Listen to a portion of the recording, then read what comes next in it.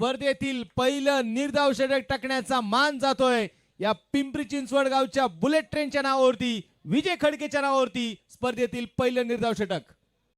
Team captain टॉससाठी यायचंय।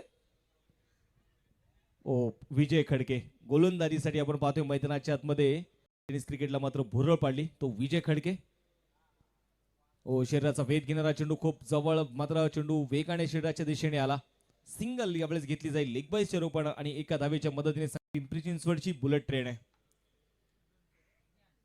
पुन्हा एकदा वेग इथे मैदानाच्या आतमध्ये बघायला मिळालाच, परंतु एक वेगळं व्हेरिएशन, एक वेगळी गती हे विजय खडकेच्या गोलंदाजीमध्ये जी बघायला मिळते।